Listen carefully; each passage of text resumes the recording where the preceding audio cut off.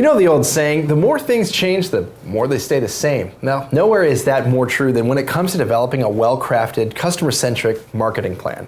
Now, too often, digital marketers like to start the process when it's time to start generating leads. But that's really just the culmination of all the work. Today, we're joined by Jon Gatrell.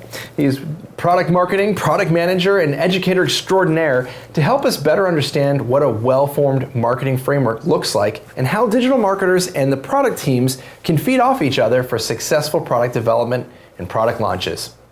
I'm Danny Gonzalez. And I'm Judson Voss. And this is IndustrialSage.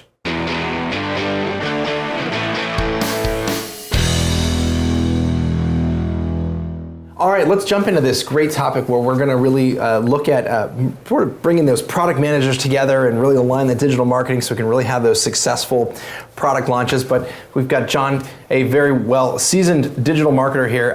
Jon, it's called you old. Yeah. Did I just say old? Yeah. Out loud? No, sorry. No.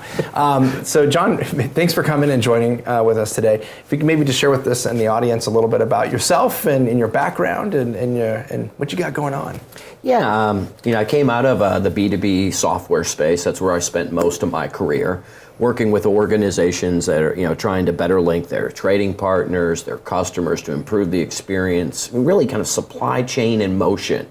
And as I worked with companies, I found that their requirements really diverse. And so I spent most of my career engaging, learning from the market, really a research-based approach to get that insight, that empathy, that context around those market problems. And so I've gone in multiple different software companies, from data centers, supply chain, data synchronization, even spent a little bit of time in mergers and acquisitions. But regardless of what my role is, I actually had to lean on many of the things from the company I work for right now, Pragmatic Marketing. They gave me an opportunity very early in my career to see a different way to engage your market, your customers, your buyers, and in a way to delight your users, but also drive success for your investors. And so now I work with organizations, teaching them how to be market-driven, how to engage your customers and really figure out how they make those decisions, what channels that they best want to be engaged in, and what messages and content's going to resonate. So right now I work as an instructor at Pragmatic, consulting companies and individuals along their career. So that's like kind of full cycle, full circle a little bit. That's awesome. Cool. So now we talked about Pragmatic a little bit, and the main thrust of Pragmatic, number one, is listen to your customer. They're the ones that buy your product. But number two is having a framework or having a plan and making it encompassing as a part of your marketing process. Can you share a little bit about the framework, number one, and then the importance of having it, number two?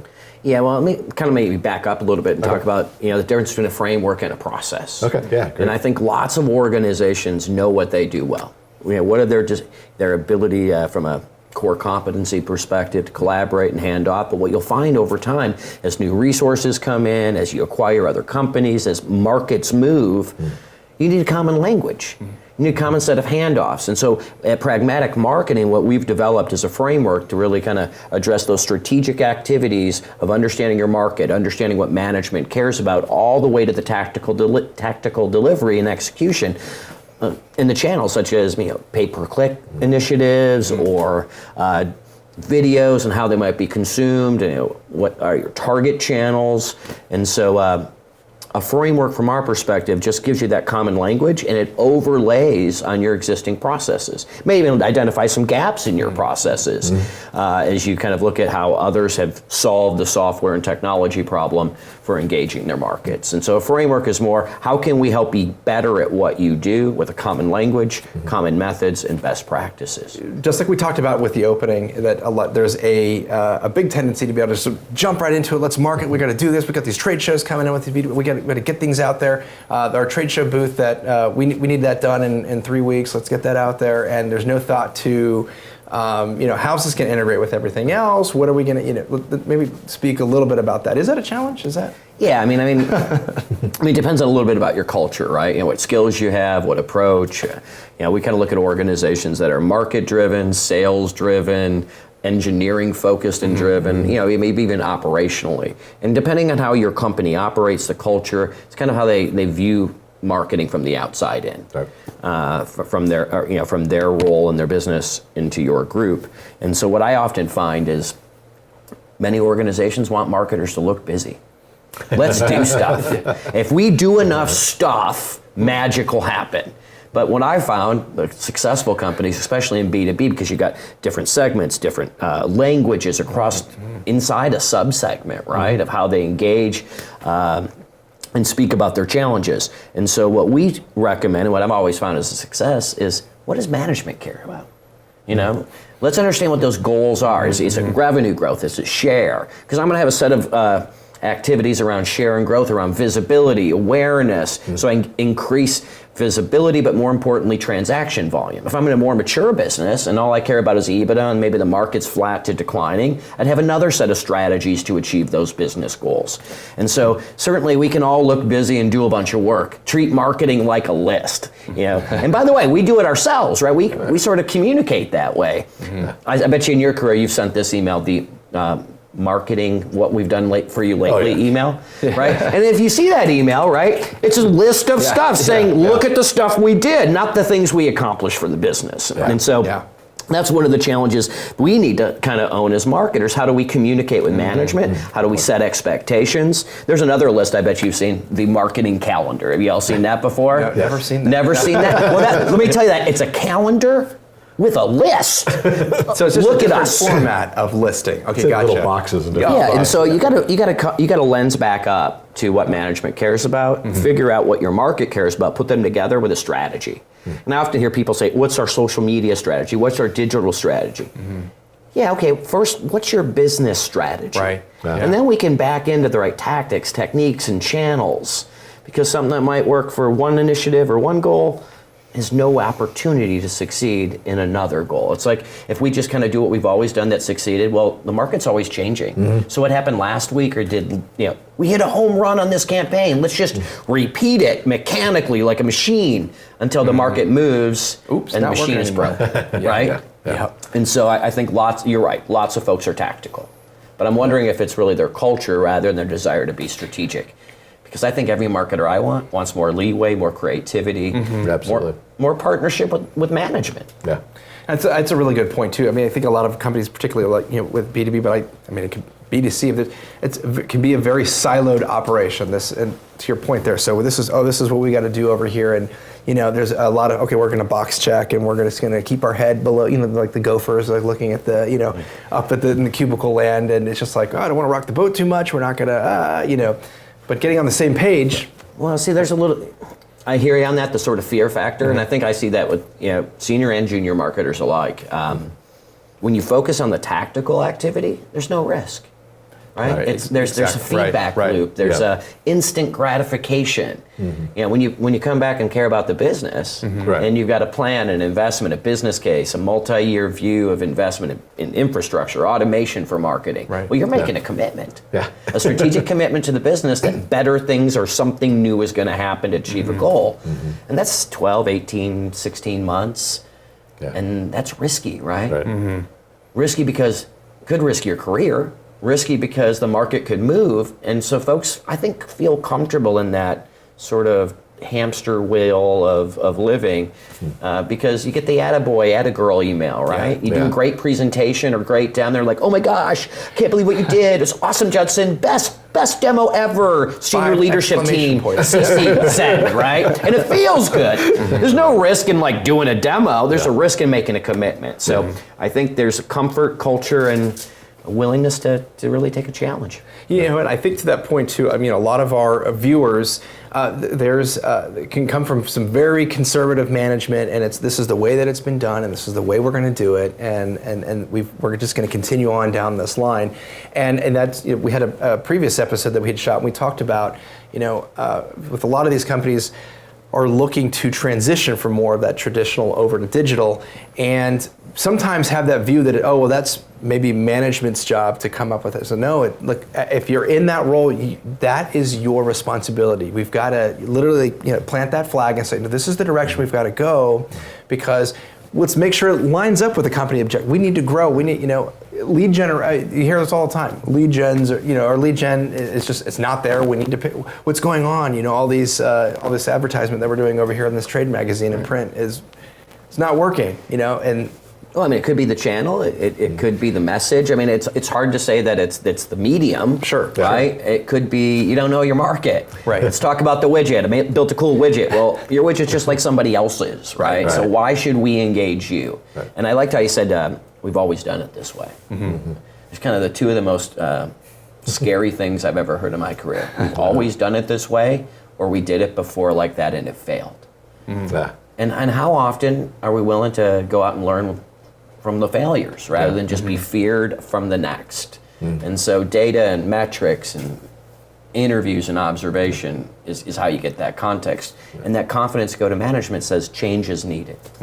Yeah. And digital is one of those things that, it's not just reallocate previous skill set to new things. It's new skill sets you have to invest in. It's new tools. It's video and cameras like we have right here, right? It's not just, I'll give you a copy of Adobe and I'm pretty sure you can figure it out. Yeah. done. Right? Yeah. New GoPro, that's all you need, right? I just want to make sure. Yes. Yeah. Exactly.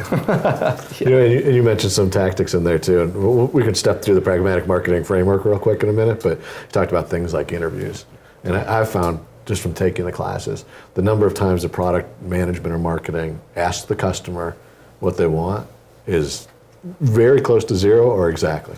And if you want to be confident in front of leadership, you say this is where we should go. And when they say I don't think it would work that way, and you say, well, these 9 customers said that it will work that way, I think it might work. And you change people's minds quickly. Well, I think you change the view of you as a member of the team, right? Yeah. You're not just a task manager, you're a contributor to decisions. You're someone influencing the direction of our investments. Yeah, that's great. And you can't do it unless you know the market. Yeah. How are you going to learn things if you don't engage it, right? Are you just going to stack features from a backlog? You're just going to make another dial on your controller? You're going to make a better saw? Maybe you can, but is it 10 times better? Because if it's not 10 times better, maybe we need a better message. Maybe we need a better channel. And the only way I know how to truly be a credible member of a management team is show the math, understand the market, engage, and really make a commitment. Yeah. Great points.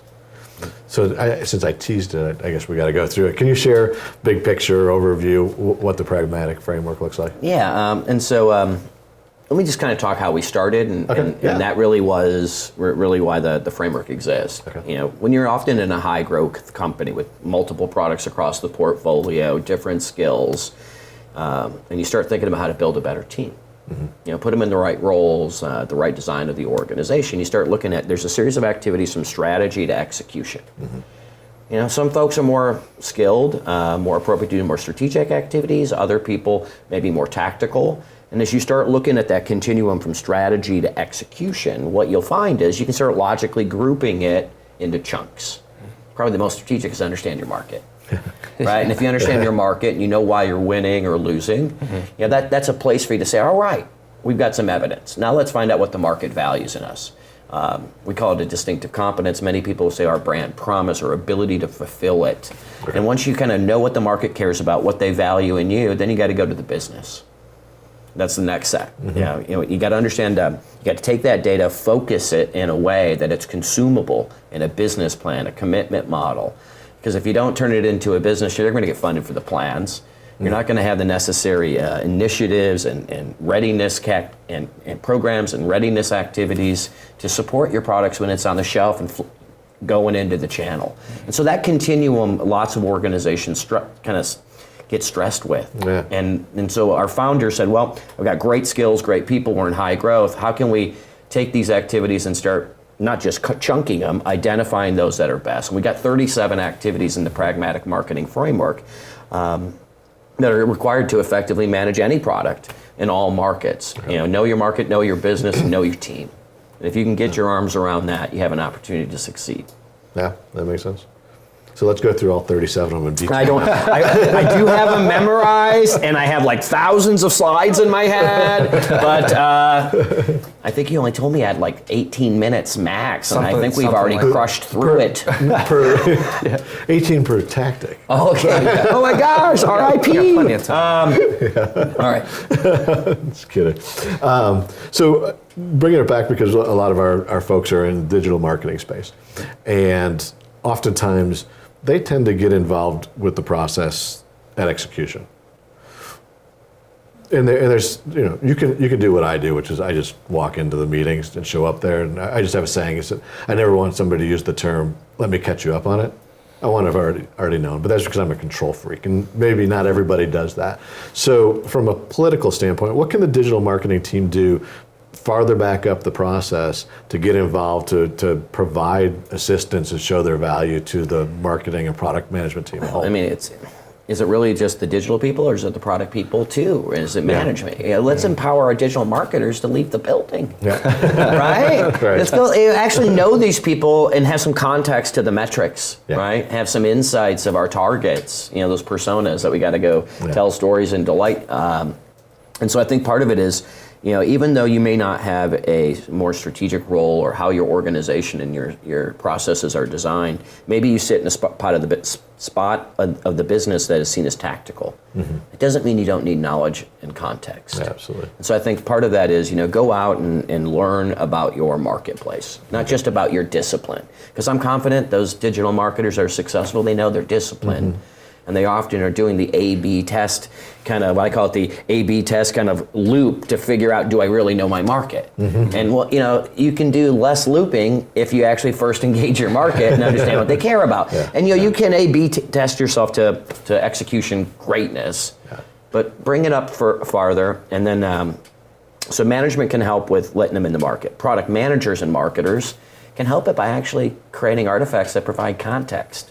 Rather than just saying, hey, we built this thing, and all you got to do is create some demand, right? And then they show up with 75 features nobody cares about, right? Yeah, and they're like, best of luck. I'm sure you can figure this out because this widget is awesome, amazing, right? Yeah, best widget ever. Yes. Or worse, so they come back and say, we can't sell this to anybody. You figure it out. And then probably the last thing, kind of at the individual digital marketers level, is understand be willing to say, I want to learn.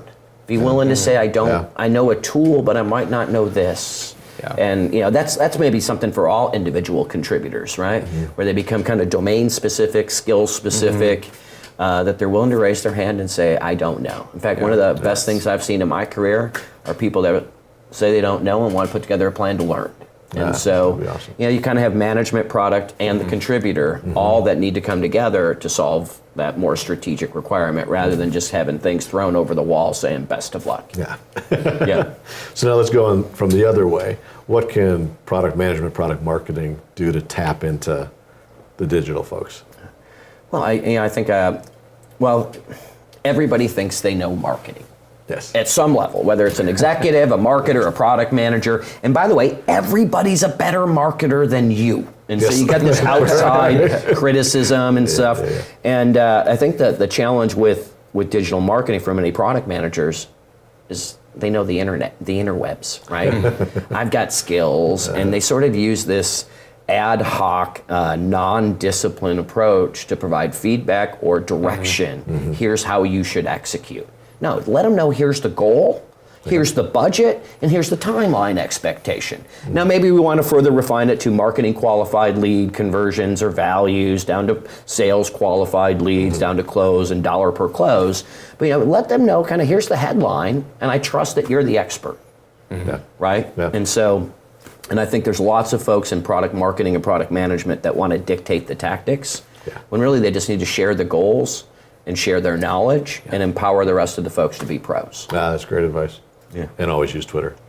Yeah. 140 characters of market greatness. Right. So a couple things that I picked up on there that here is just a big one was trust.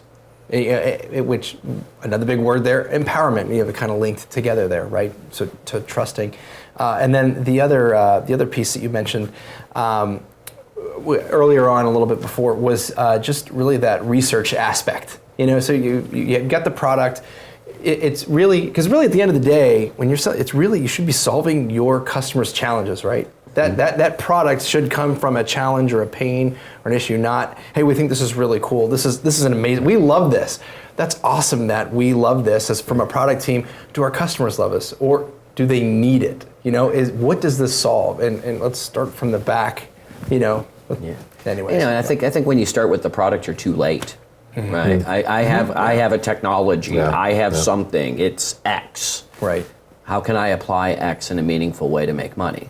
No. What do they need? And then build X. Yeah. What is that gap that you're going to satisfy and differentiate against? But I think the problem you talk about is not uncommon. Build it and they will come. Right. And we're all great technologists in many markets. I'll tell you this: technology's easy. It's finding the problem that's credible, that's viable, that you can turn into a business.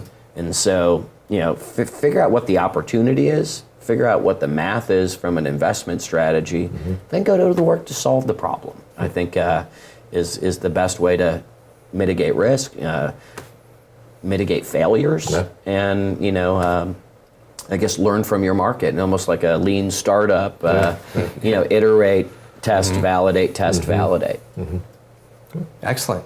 I don't know. I think we covered a lot. Yeah, we did. covered a lot in a lot of great stuff in a very short period of time. Anything else you'd want to add or? No, just thank you for bringing us in, and I look forward to helping you any way I can. And actually, if any of our viewers have any questions or they'd like to reach out to you, what would be the best way? Pragmaticmarketing.com is our website, and we certainly are on the Twitter and the Facebook. And I am an old person, as you said. But reach out to us, we'll help. And we got lots of blogs out there as well from all of our instructors, from how to launch products to how to innovate and how to even price them. In fact, doing some really amazing stuff right now in industrial clients as well in pricing. So we're seeing some growth there. Great. Excellent. And I'll throw a pitch in here too.